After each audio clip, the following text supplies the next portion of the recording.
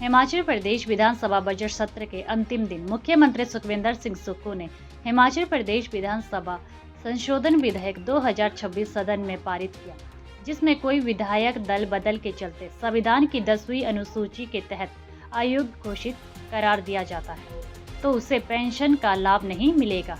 यह संशोधन विधेयक वर्ष 1971 के मूल्य अधिनियम में बदलाव से जुड़ा है, जिसके तहत विधायकों को भत्ते और पेंशन दिए जाते हैं।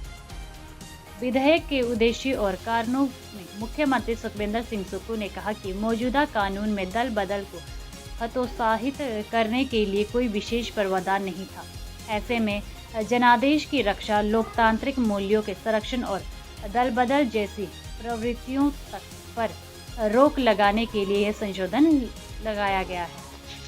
कोचिंग के क्षेत्र में अपनी अलग पहचान बना चुका बीआरसी इंस्टीट्यूट करवाता है +1 +2 medical, non medical, JEE mains, advance NEET की कोचिंग।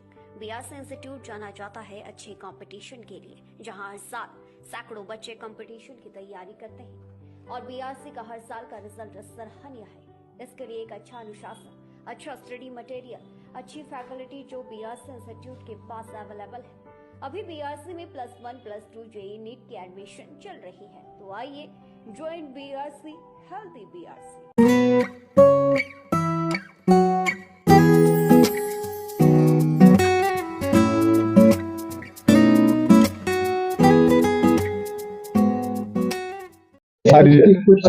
सारी चीजों को हम एग्जामिन करेंगे, निश्चित रूप से एग्जामिन करेंगे, लेकिन इस स्तर पर, जिस स्तर पर अधिकारियों के ऊपर आरोप लगे हैं, ये बहुत बड़े गंभीर हैं और खास तौर से मुझे मालूम नहीं कि मुख्यमंत्री की क्या व्यवस्था है जिसको एक्सप्लेन नहीं कर पा रहे हैं कि ऐसे अधिकारियों को आपने बहुत महत्वपूर्ण दायित्व पर रखा है, जिनके बारे में 15-20 मिनट का भाषण विधानसभा के रिकॉर्ड पर आपके द्वारा दिया हुआ है, वो भी रिकॉर्ड का हिस्सा है।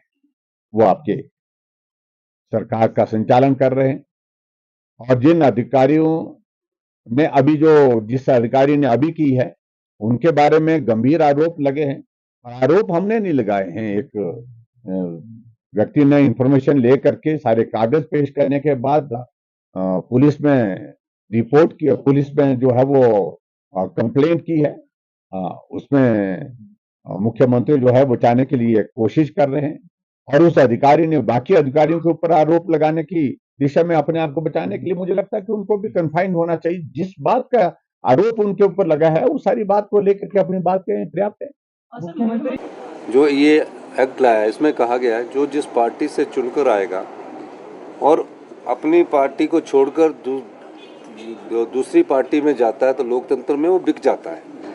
तो जिस पार्टी के चुनाव चिन्ह पर वो जीत कर आता है, उस चिन्ह पर 5 साल रहेगा तो उसको पेंशन मिलेगी। अगर वो डिफेक्ट करता है तो उसको उस टर्म की पेंशन नहीं मिलेगी और उसको आगे भविष्य में भी पेंशन नहीं मिलेगी।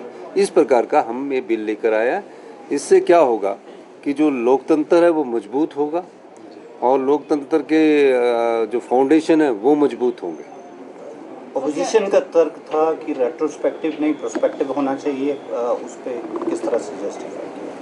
देखो, रेट्रोस्पेक्टिव तो था ही नहीं, कानून प्रोस्पेक्टिव ही होता है। और ऑपोजिशन, अब मैं क्या बोलूँ ऑपोजिशन, क्योंकि ये अभी तो ये इस टर्म के है जिसमें पेंशन बंद होनी है और पेंशन होनी 2027 में बंद, क्योंकि जब वो एमएलए का टर्म पूरा होगा। तो ये कहना कि रेट्रोस्पेक्टिव है, गलत है। हमने इस विधानसभा ने एक और प्रोग्रेसिव लॉ पास किया हुआ है।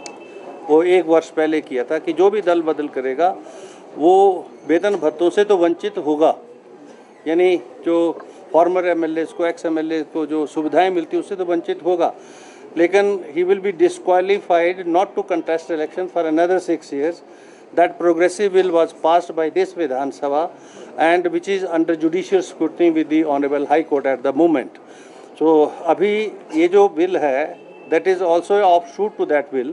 Reason being कि उसमें उस बिल में जो है retrospectively कि once you defect and you are unseated and again you are re-elected, you are not entitled for the जो है, if you are not elected then you are not entitled for any pensionary benefits and privileges which are admissible to the ex MLAs। Sir, Panchayati